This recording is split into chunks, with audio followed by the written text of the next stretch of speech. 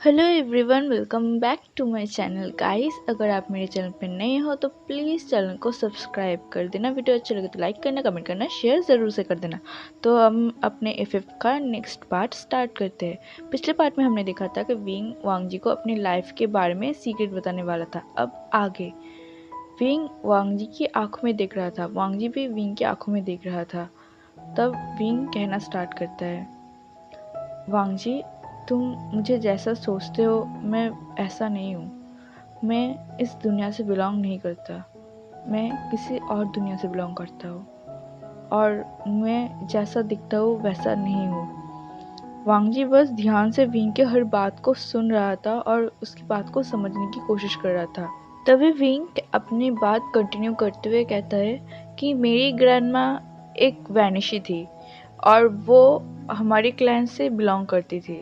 लेकिन मेरी ग्रैंडमा को इस ह्यूमन वर्ल्ड के एक ह्यूमन से प्यार हो गया था, इसलिए मेरी ग्रैंडमा अब हमारे वर्ल्ड को छोड़कर इस वर्ल्ड में चली आई और एक ह्यूमन से शादी कर ली, जिस वजह से मेरी मदर एक हाफ वैनिशी थी। हाफ वैनिश होने की वजह से उनके पास इनफ पावर नहीं था। पहले तो उन्हें कोई फ़र्क नहीं पड़ता था बिकॉज़ उन्हें वैनिश की उनकी पावर के बारे में उतना नहीं पता था।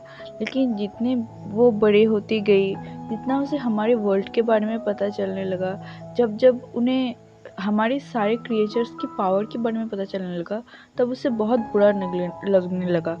उन्हें लगने लगा कि अगर उसकी मदर एक अलग हमारे वर्ल्ड के किसी क्रिएचर से शादी कर लेता तो शायद अब आज वो बहुत पावरफुल होती। लेकिन उसकी मदर की वजह से आज वो एक हाफ वैनिशी है, जिस वजह से उसने उन्होंने हमारे वर्ल्ड के किंग मेरे फादर वे चंगसे से शादी कर ली। वो एक फुल बहुत ही पावरफुल नाइन टेल फॉक्स थे। वो बहुत ही ज़्यादा पावरफुल थे और हमारे पैक का किंग थे। उन्होंने पावर की लालच में मेरे फादर से शादी कर ली। जब उन्हें ऐसा लगा कि मेरी फादर से शादी करने के बाद भी उन्हें इनफ पावर नहीं मिल रहा, तो उन्होंने दूसरे क्रिएचर्स की मदद से जो जो क्रिएचर मेरे फादर को पसंद नहीं करते थे, उनकी मदद से मेरे फादर को अपने वश में करना चाहता था, जैसे कि वो मेरे फादर की पावर को अपने हिसाब से यूज़ कर सके। और वो ऐसा कर भी लिया था। उन्होंने मेरे फादर को अपनी पूरी तरीके से कंट्रोल में कर लिया था और उन्होंने बस यहीं पे नहीं कहा, उन्होंने आसपास के क्लैन को भी अपनी काले जादू की मदद से अपने वश में कर लिया था और क्लैन के किंग और क्वीन को अपने हाथों से मार दिया था, जैसे कि आसपास के सारे पैक उनके हवाले हो जाए। उनके प्लान बहुत अच्छे से वर्क कर रहा था। तभी कुछ सालों बाद मैं जन्म लिया। मेरी मदर को जब पता चला मैं बहुत ही स्ट्रॉन्ग हाइब्रिड हूँ, तो मेरी मदर बहुत ज़्यादा खुश हो गई थी। उन्होंने सोच लिया था कि वो मेरा पूरा इस्तेमाल करेगा। हमारे वर्ल्ड में हाइब्रिड बहुत ही ज़्यादा पावरफुल होते हैं और हमेशा हाइब्रिड हमारे वर्ल्ड में रूल करते हैं, जिस वजह से मेरे मदर मुझसे हमेशा अपनी कंट्रोल में रखना चाहते थे, हमेशा अपनी तरह बनाना चाहते थे। मेरी मदर बचपन से मुझे ऐसे बड़ा किया है कि मेरे अंदर कोई भी फीलिंग्स मेरी मदर काम नहीं करने देता था। हमेशा मेरी मदर मुझे एक कैसल में बंद करके रखता था और सबसे दूर रखता था, ताकि मैं ना किसी से प्यार करूं और ना मेरे अंदर कोई भी फीलिंग का ग्रोथ हो। मेरे मदर हमेशा अपने हिसाब से मुझे चलाने की कोशिश करता था, लेकिन मैं अपने फादर से बहुत प्यार करता था, बहुत ज़्यादा। मेरे फादर मेरे मदर के वश में ज़रूर था, लेकिन वो मुझसे काफ़ी प्यार करते थे। उनके दिमाग में ये ज़रूर था कि मैं उनका बेटा हूँ और वो मुझे पूरा प्यार देने की कोशिश करता था। मैं भी अपने फादर से बहुत प्यार करता था। मेरी मदर मुझे जो जो नहीं करने देता था, मुझसे बचपन की जितनी खुशियाँ छीन लेता था, मेरे फादर सारी खुशियाँ देने की कोशिश करता था मुझे। लेकिन एक दिन ऐसा कहते हुए विंग चुप हो गया। वांगजी बहुत ही ध्यान से विंग की बातों को सुन रहा था। फिर विंग ने कंटिन्यू करते हुए कहा, एक दिन कुछ बहुत बुरा हो गया, बहुत बुरा, जो मैं सोच भी नहीं सकता। अब हमें एक फ्लैशबैक दिखाया जाता है जहाँ एक 9 साल का बच्चा उस बड़े से मेंशन के टेरेस में अपने बाबा के साथ खेल रहा था। तभी उस बच्चे ने अपने बाबा को बोलते हुए कहा, बाबा देखो, ये देखो। तभी उसके बाबा ने उसकी तरफ देखा। तभी उस बच्चे ने उसकी बाबा की तरफ एक बॉल फेंक दिया और उसके बाबा ने भी वो कैच कर लिया। वो दोनों एक बॉल से खेल रहे थे। तभी उस बच्चे ने देखा कि टेरेस में एक बिल्ली आ गई थी, जिस बिल्ली की पैर थोड़ा सा टूटा हुआ था और वो बिल्ली चल नहीं पा रहा था। तभी उस बच्चे ने उस बिल्ली की तरफ गया। थोड़ी देर तक उस बिल्ली को देखा। उसके बाबा भी उस बच्चे के सारे मूवमेंट को नोटिस कर रहा था। तभी उस बच्चे ने पास ही में रखा हुआ एक बड़े से पत्थर को उठाया और उस बिल्ली को मारने ही वाला था कि उसके बाबा ने चिल्लाते हुए कहा, विंग रुक जाओ। ये आवाज़ सुनते ही विंग रुक गया और अपने बाबा की तरफ देखने लगा। तब उसके बाबा उसके पास आया और उसके हाथ से उस पत्थर को फेंक दिया और कहा, बेटा तुम ये क्या कर रहे हो, तुमसे मार क्यों रहे हो। तभी उस बच्चे ने कहा कि मम्मा हमेशा कहते हैं कि जानवर बेवकूफ़ होते हैं, वो हमेशा हमारे लिए मुसीबत खड़े करते हैं, इसलिए हमें जब भी जानवर दिखे और बच्चे दिखे हमें उसे मार देना चाहिए। ये सुनने के बाद उसके बाबा ने उसके सिर का हाथ फिराया और कहा, नहीं बच्चा, जानवर बेवकूफ़ नहीं होते, जानवर इनोसेंट होते हैं और जो चीज़ इनोसेंट होते हैं हमें उनके हमेशा हेल्प करना चाहिए, हमें कभी भी उन्हें हर्ट नहीं करना चाहिए। ये सुनने के बाद वो बच्चा उसके बाबा की तरफ कंफ्यूजिंगली देखने लगा और कहा, लेकिन बाबा मम्मा तो कहती है कि वो बेवकूफ़ होती है। तो फिर उसके बाबा ने कहा, वो इनोसेंट होते हैं, बेवकूफ़ नहीं बेटा। तो फिर उस बच्चे ने कहा, तो फिर क्या मम्मा गलत कहते हैं बाबा। तो उसके बाबा ने सिर को नोट किया और कहा, हाँ बच्चा, तुम्हारी मम्मा गलत कहता है, हमेशा अपनी मम्मा की बात को मत सुना करो, तुम्हारा दिल जो कहता है हमेशा वो सुना करो। ये सुनने के बाद वो बच्चा थोड़ी देर सोचता है और कहता है, आपको पता है मेरा दिल कह रहा था कि मैं इस बिल्ली को अभी उठाऊं और इसके घाव को ट्रीट कर दूं, लेकिन अगर मैंने ऐसा किया तो मम्मा इसे मार देगा, इसलिए मैंने सोचा कि मैं ही इसे मार दूं। ये सुनने के बाद उसके बाबा ने उसके सिर को सहलाया और कहा कि ऐसा बिल्कुल मत करना, हमेशा तुम्हारा दिल जो कहे वो करना, सबको अपनी मम्मा से प्रोटेक्ट करना। ये सुनने के बाद उस बच्चे ने अपने बाबा की तरफ देखा और कहा, क्यों मम्मा से क्यों प्रोटेक्ट करूं, क्या मम्मा अच्छी नहीं है। ये सुनने के बाद उसके बाबा ने कहा, ऐसा नहीं है, तुम्हारी मम्मा बहुत अच्छी है, लेकिन उन्हें अच्छी और बुरी चीज़ों का नॉलेज नहीं है ना, तो फिर तुम्हें खुद से नॉलेज बनाना होगा और अच्छी और बुरी चीज़ों का नॉलेज करना होगा। ये सुनने के बाद उस बच्चे ने कहा, ठीक है, तो फिर आप तो हो ना, आप मुझे बता देना कौन चीज़ अच्छी है और कौन चीज़ बुरी। ये सुनने के बाद उसके बाबा ने स्माइल किया और उसकी गालों को पिंच करते हुए कहा, बिल्कुल, मेरा विंग बहुत होशियार है और मुझे पता है मेरा विंग हमेशा समझेगा कौन सा चीज़ अच्छी है और कौन सा चीज़ बुरी। ये सुनने के बाद वो दोनों ही गिगल करने लगे। तभी उसके बाबा कुछ देर के लिए शांत हो गई और थोड़ी देर बाद विंग से कहा, बेटा तुम खेलो, हाँ, मैं थोड़ी देर बाद यहाँ फिर आ जाऊंगी। ये सुनने के बाद उसकी विंग ने कहा, बाबा आप कहाँ जा रहे, आप मुझसे प्रॉमिस किया था कि आप कहीं नहीं जाओगे, आप मेरे साथ अभी खेलोगे। ये सुनने के बाद उसके बाबा ने उसके सिर को हिलाया और कहा, थोड़ी देर रुक जाओ बेटा, मैं थोड़ी ही देर बाद आ जाऊंगा। ये सुनने के बाद विंग ने पाउट किया और अपने सिर को नोट किया। तब उसके बाबा ने विंग के फोrehead पर एक किस किया और वहाँ से चला गया। विंग भी बहुत ही इनोसेंटली अपने बाबा को जाते हुए देख रहा था। तब उसने उस बिल्ली की तरफ देखा और कहा, तुम बच गए, क्योंकि बाबा ने कहा है कि तुम इनोसेंट हो, इसीलिए मैं तुम्हें नहीं मारूंगा, लेकिन हमें यहाँ आसपास बिल्कुल मत आना, नहीं तो मम्मा तुम्हें मार देगी और मैं नहीं चाहता मेरी मम्मा कुछ गलत करे। ऐसा कहते हुए वो स्माइल करने लगा। वो बिल्ली भी उसे देखकर मियाँ मियाँ करने लगी। तब थोड़ी देर बाद का सीन दिखाया जाता है। अब करीब 15 मिनट हो चुका था, लेकिन उस बच्चे के बाबा अभी तक नहीं आ रहा था। वो बच्चा बहुत देर तक वेट कर रहा था। विंग अब थक चुका था वेट करते करते, इसलिए उसने सोचा कि वो खुद ही अपने बाबा को बुलाने के लिए जाएगा। ऐसा सोचते हुए वो उस टेरेस से मेंशन के अंदर आ गया और पूरे मेंशन में अपने बाबा को ढूंढने लगा, लेकिन उसे उसका बाबा कहीं नहीं दिखा। फिर वो मेंशन की बैक साइड की तरफ जाने लगा। वो वह जा ही रहा था कि अचानक से उसे उसकी मम्मी की ज़ोर-ज़ोर से हँसने की आवाज़ आने लगी। उसने सोचा कि उसकी मम्मा अचानक से इससे हँस क्यों रहा है, लेकिन वो जानना चाहता था कि उसके बाबा कहाँ है, इसीलिए वो उस हँसी की आवाज़ को फ़ॉलो करने लगा। तभी वो उस हँसी की आवाज़ को फ़ॉलो करते-करते वो एक बेसमेंट के सामने पहुँच गया, जहाँ के एक टूटा विंडो था, जिस विंडो से वो अंदर की तरफ देखने लगा। उस विंडो से साफ-साफ वो देख पा रहा था, जिसे देखकर उसका बॉडी पूरी तरीके से ठंडा पड़ चुका था। उसने अंदर देखा कि उसके बाबा के मुँह से ब्लड निकल रहा है और उसके बाबा को एक पर्पल कलर का लाइट से बंध कर रखा गया है उसकी मम्मी ने, और उसकी मम्मी उसकी बाबा के सामने बैठकर बहुत ज़ोर से हँस रहा है और कह रहा है, वे चांस है, मुझे लगता है तुम्हें मरने की बहुत जल्दी है, इसीलिए तुम मेरे रास्ते में टांग अड़ा रहे हो, है ना?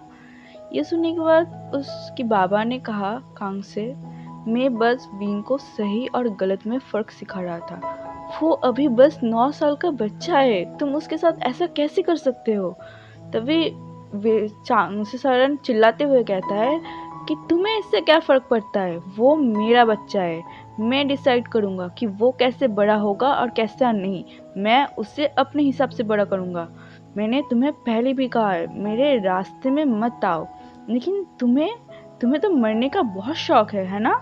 इतने दिन तक मैं तुम्हें ज़िंदा रखा हूँ, ये तुम्हें सहा नहीं जा रहा है। ये सुनने के बाद वे चांगसे ने कहा, वो मेरा बेटा है। मैं जितने दिन ज़िंदा रहूँगा मैं हमेशा उसे प्रोटेक्ट करूँगा और उसे सारे बुरे चीज़ों से दूर रखूँगा, और अगर मुझे तुमसे भी उसे दूर रखना पड़ा तो मैं वो भी रखने के लिए राज़ी हूँ। ये सुनने के बाद चांगसेरन बहुत ज़्यादा गुस्सा हो गई थी। उसने वे चांगसे के सामने गई और वे चांगसे को ज़ोर से थप्पड़ लगाया और कहा कि तुम मुझे मेरे 9 साल की मेहनत बर्बाद करना चाहते हो? तुम्हें पता है विंग को इस स्टेट पे लाने के लिए मुझे कितना मेहनत करना पड़ा, लेकिन तुम हमेशा मेरे रास्ते में एक कांटे की तरह रहते हो। अब मैं सोच रही हूँ क्यों ना मैं इस कांटे को ही अपने रास्ते से हटा दूँ। ये सुनने के बाद वे चांगसे ने कहा कि तुम कुछ भी कर लो, लेकिन तुम उससे अपने हिसाब से कभी नहीं चला सकते। वो मेरा खून है और वो वही करेगा जो मैं चाहती हूँ। वो कभी भी गलत का साथ नहीं देगा। वो अच्छा है और तुम उसकी मेंटालिटी कभी चेंज नहीं कर सकते। वो प्योर है, तुम्हारी तरह गंदा और डार्क नहीं। ये सुनने के बाद चांगसेरन ज़ोर से उससे हंसने लगी और कहा, अच्छा मेरी तरह गंदा और डार्क नहीं, तो फिर क्यों ना मैं तुम्हारे बेटे को मेरी तरह ही बना लूँ। वैसे भी तुम्हें पता है ना कि वो मेरी तरह ही दिखता है। ओह माय स्वीट हार्ट, वो बिल्कुल मेरी तरह दिखता है और मुझे पूरा यकीन है वो मेरी तरह ही बनेगी। ये सुनने के बाद वे चांगसे ने चिल्लाते हुए कहा, कभी नहीं ऐसा होगा। वो प्योर है, तुम्हारी तरह डार्क नहीं। वो प्योर होगा, तुम्हारी तरह कभी नहीं बनेगा।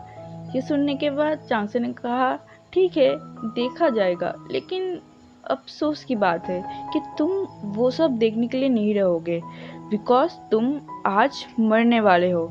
ये कहते हुए उसने अपने हाथ से कुछ स्पेल किया और वे चांगसे के ऊपर छोड़ दिया। धीरे धीरे वे चांगसे की पूरी बॉडी जलने लगी और धीरे धीरे पूरी बॉडी में आग लग गई। ये देखकर विंग शॉक हो गया था। वो उसे समझ ही नहीं आ रहा था कि वो क्या करेगा। उसकी मम्मा ने उसके बाबा के शरीर में आग लगा दिया और उसके बाबा जोर जोर से चिल्ला रहा है, हेल्प मांग रहा है, तड़फ रहा है उस आग में। विंग की आंखों से आंसू निकलने लगा। पहले तो उसके गले से कोई आवाज़ ही नहीं निकल रहा था, लेकिन जब उसे रियलाइज़ हुआ कि अब उसे उसके बाबा को बचाना होगा उसकी मदर से, वो ज़ोर ज़ोर से उस खिड़की को पीटने लगा, उस दरवाजे के जाके पीटने लगा और कहने लगा, मम्मा प्लीज़ प्लीज़ आप बाबा को छोड़ दो, आप जो कहोगे मैं वो करूँगा, प्लीज़ छोड़ दो, कोई बचाओ मेरे बाबा को, प्लीज़ हेल्प, बाबा आप मुझे ऐसे छोड़ के नहीं जा सकते, मम्मा प्लीज़ प्लीज़ बाबा को छोड़ दो। ऐसा कहते हुए वो अपनी मम्मा के सामने बेग करने लगा। वो रोने लगा, ज़ोर ज़ोर से रोने लगा। वो सबसे मदद मांगने लगा।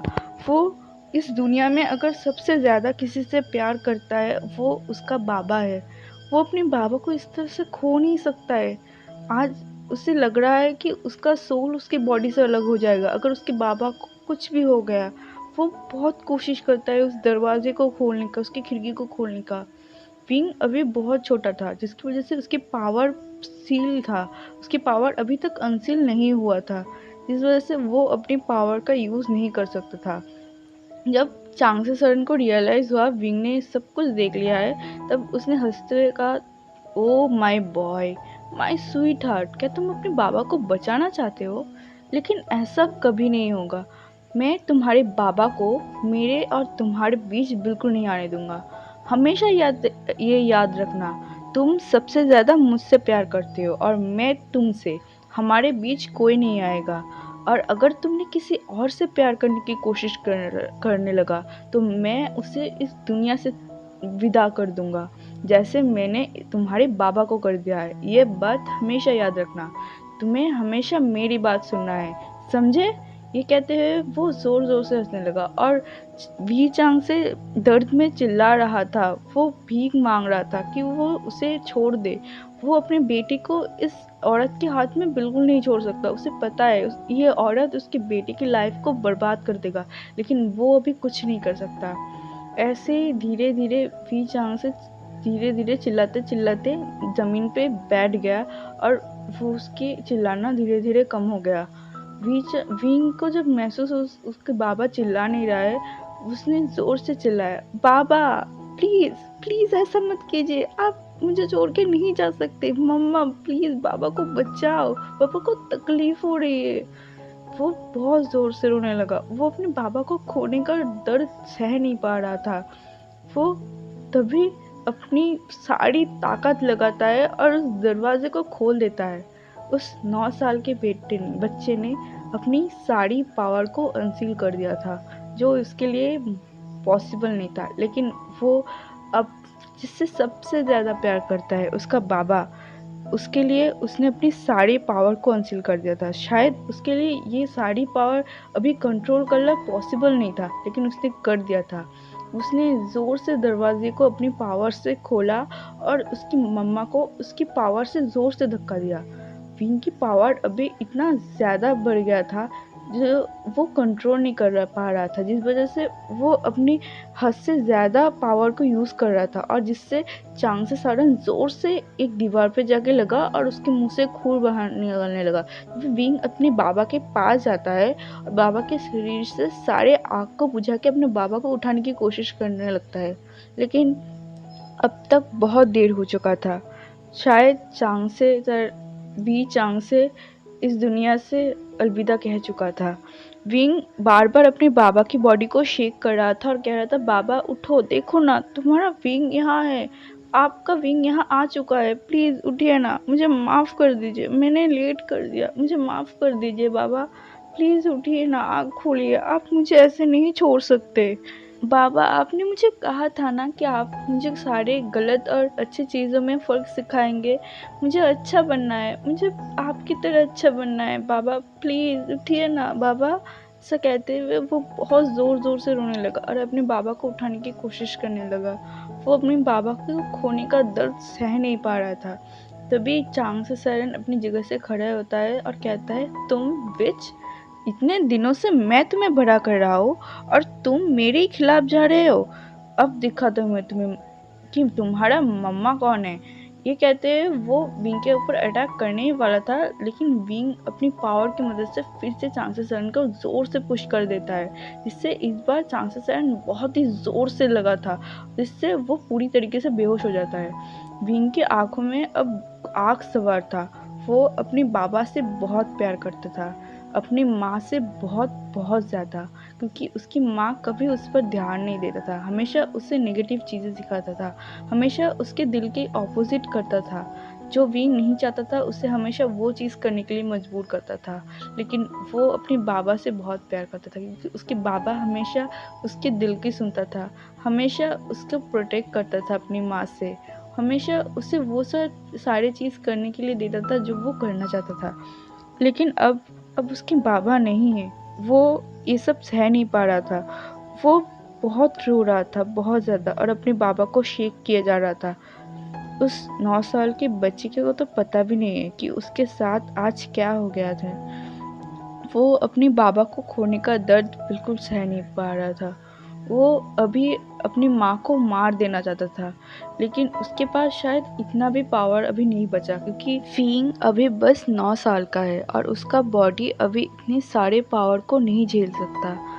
उसकी पावर अभी हासिल होने का टाइम ही नहीं था, लेकिन उसके सामने इतना सब कुछ हो गया कि वो उसकी पावर ऑटोमेटिकली हासिल हो गया और अपने बाबा को प्रोटेक्ट करने के लिए बाहर आ गया। लेकिन अब तक बहुत देर हो चुका था, वो अपने बाबा को बचा नहीं पाया। विंग अभी बहुत ज़्यादा हारा हुआ, टूटा और वीक फील कर रहा था। वो अपने आप को हिला भी नहीं पा रहा था। वो बस अपने बाबा की तरफ अपनी खाली आंखों से देख रहा था। उसके तो आंसू भी सूख चुके थे, पता नहीं वो कितने घंटों तक रो रहा था इस तरह।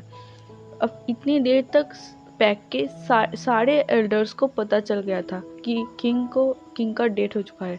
सारे लोग मेंशन में आ चुके थे और वो सब विंग को ढूंढते हुए विंग के कमरे उस बेसमेंट पे आ गए थे। उसने उस बेसमेंट के हालत देखकर सब लोग चौंक गए थे। वो भाग के विंग के पास जाता है और विंग को हाथ लगाने की कोशिश करता है, लेकिन विंग के आसपास इतना ज़्यादा डार्क ऑरा छा गया था जिस वजह से वो लोग विंग के आसपास भी नहीं जा पा रहा था। सब लोगों को समझ आ चुका था कि विंग के पावर अनसील हो चुका है, लेकिन कैसे? अभी तो वो बस 9 साल का है। अभी पावर अनसील होना उसकी हेल्थ के लिए बिल्कुल भी अच्छा नहीं है। विंग इतने सारे पावर को अकेले झेल नहीं पाएगा। तभी एक एल्डर अपनी मैजिक का यूज़ करके विंग को बेहोश कर देता है और विंग को उठा के हॉस्पिटल में ले जाता है। उन सबको ये समझ आ चुका था कि ये सब कुछ कांग्से सेरन ने किया है, क्योंकि उन्हें कांग्से सेरन के बारे में सब कुछ पता था कि कैसे वो विचेस की मदद से वे चांगसे को अपने कंट्रोल में करने की कोशिश कर रहा था और उसकी पावर की गलत इस्तेमाल कर रहा था। वहाँ पर जितने भी एल्डर्स मौजूद थे, सब ने कांग्से सेरन की तरफ देखा और बाकी के वह जितने भी गार्ड्स थे उन्हें कह के कांग्से सेरन को एक स्ट्रॉन्ग स्पेल वाले कारागार में बंद करवा गया और कड़ी निगरानी रखा गया उनके ऊपर। विंग को भी इस पैक का क्वीन घोषित किया गया था और विंग को एक सलाह देने के लिए कहा गया था कि वो कांग्से सेरन के साथ क्या करना चाहता है। विंग ने बस ये कहा था कि उन्हें पूरी ज़िंदगी उस कारागार में बंद करके रखा जाए। विंग उसकी मदर को मारना नहीं चाहता था, वो उन्हें पूरी ज़िंदगी तड़पाना चाहता था। वो अपनी मदर से बहुत नफ़रत करता था, बहुत ज़्यादा, और वो अभी भी अपने फादर को बहुत प्यार करता था और उसके लिए उसका फादर अभी भी उसके दिल में ज़िंदा है। लेकिन शायद उस छोटी सी बच्ची की आंखों के सामने इतना कुछ हो गया था कि वो अभी इतना ज़्यादा रूड और एरोगेंट बन चुका है। वो सबके साथ बहुत ही ज़्यादा रूड और कोल बन चुका है। वो किसी को भी अपना फीलिंग्स नहीं दिखाता था। जब वी चांगसे का फ्यूनरल था, तब भी विंग एक बार भी नहीं रोया था। वो स्टिफली वहाँ खड़ा था। शायद उसे समझ आ गया था कि वो अब इस पैक का हेड है और वो इस तरह से कमज़ोर की तरह रो नहीं सकता। उसे बहुत स्ट्रांग बनना है और वो सबको स्ट्रांग बन के ही दिखा रहा था। विंग अभी वांगजी की तरफ नहीं देख रहा था। विंग सामने की तरफ देख रहा था और वांगजी बस विंग की तरफ देख रहा था। उसकी आंखों में आंसू आ गया था। वो ये सब कुछ बिलीव नहीं कर पा रहा था। क्या विंग अभी जो कह रहा है वो सब कुछ सच है? क्या विंग के साथ इतना सब कुछ हो गया था? क्या विंग जो कह रहा है वो सब कुछ सच है? उसे कहीं न कहीं विंग की बातों पे तो बिलीव हो रहा था, लेकिन वो मान नहीं पा रहा था क्योंकि उसके लिए ये सब कुछ नया है। तभी विंग ने वांगजी की तरफ देखते हुए कहा, तुम मेरे मेट हो और मैं तुम्हें इस दुनिया से अपनी दुनिया में ले जाने के लिए आया हूँ और तुमसे माफ़ी भी मांगने के लिए आया हूँ। ये सुनने के बाद वांगजी ने कहा, लेकिन तुम तो अलग दुनिया से बिलोंग करते हो ना, मैं तुम्हारा मेट कैसे हो सकता हूँ? ये सुनने के बाद विंग ने कहा, तुम भी मेरी दुनिया से बिलोंग करते थे, लेकिन मेरी मदर की वजह से मैंने जैसे सब कुछ खो दिया है, तुमने भी सब कुछ खो दिया है। ऐसा कह के वो अपने हेड को डाउन कर लेता है। वांगजी कंफ्यूजिंगली विंग की तरफ देखने लगा और कहा, मैंने सब कुछ खो दिया है मतलब?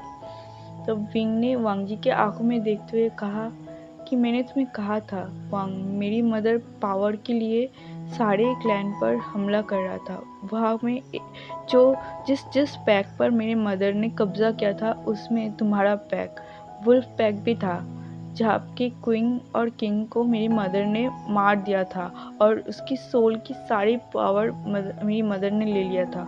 और तुम एक हाइब्रिड थे जिसकी वजह से मेरी मदर ने तुम्हारी सारी पावर को एक कहीं बंद करके रखा था और तुम्हारी सोल को इस दुनिया में भेज दिया था, ताकि तुम कभी भी उस दुनिया में वापस ना लौट सको और मेरे साथ ना मिल सको।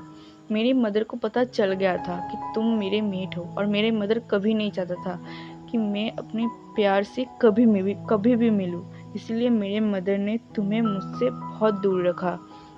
ऐसा कहते हुए वो वांग जी की तरफ देख रहा था।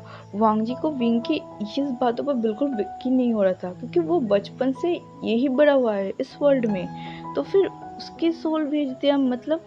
तभी विंग ने वांग जी की कन्फ्यूजन को देखते हुए कहा, मेरी मदर ने तुम्हारे सोल को इस दुनिया में भेज दिया था, इस वजह से तुम्हारी सोल इस दुनिया में तुम्हारी मदर के सहारे बर्थ लिया और एक इंसान के रूप में हो, लेकिन तुम्हारे पास तुम्हारा सारा पावर आ चुका है, जिससे मैंने खुद सील करके रखा है, क्योंकि मुझे पता है तुम अचानक से इतना सारा पावर हैंडल नहीं कर पाओगे। ये सुनने के बाद वांग जी विंग की तरफ देख रहा था। तभी विंग ने पासी से एक नाइफ को उठाया और वांग जी के हाथों में कट लगा दिया। जिसे देख के वांग जी शॉक हो गया। उसने तुरंत ही अपने हाथों को पकड़ लिया और कहा, विंग ये तुम क्या कर रहे हो? लेकिन उसे महसूस हुआ कि विंग के इस कट लगने से भी उसे बिल्कुल भी दर्द नहीं हो रहा है। लेकिन पहले तो ऐसा नहीं होता था, उसे तो दर्द होता था, लेकिन अभी उसे दर्द क्यों नहीं हो रहा है? ऐसे सोचते हुए उसने अपने हाथों को हटा के देखा कि उसकी जो कट लगा था, जहाँ से ब्लीडिंग हो रहा था, वो कट गायब हो चुका है। वहाँ पे अभी कोई चोट नहीं लगा है।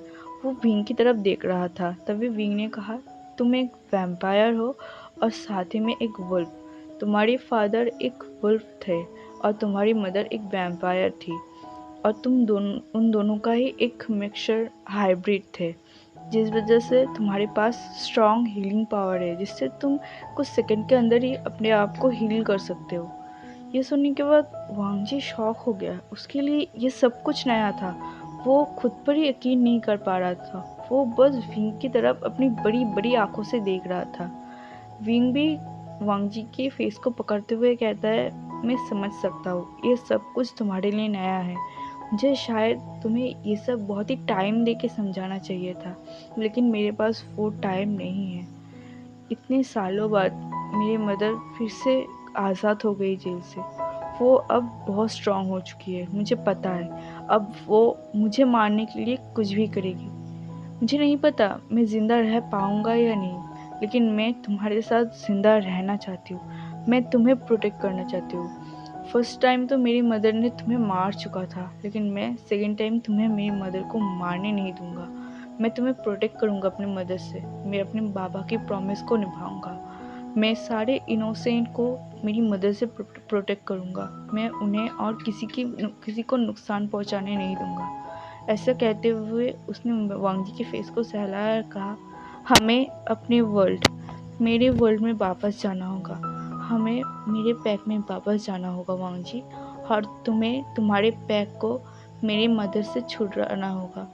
अपने पैक में वापस जाना होगा तुम्हें। ऐसा कहते हुए वो वांग जी की आंखों में देख रहा था। तो चलिए एवरीवन, मैं आज इस पार्ट को यही रोकती हूँ। आई होप आपको ये पार्ट अच्छा लगा होगा। अच्छा लगा तो प्लीज़ लाइक करना, कमेंट करके मुझे ज़रूर बताना आपको ये FF कैसा लग रहा हो। तो मिलते हैं नेक्स्ट पार्ट में, तब तक के लिए बाय बाय।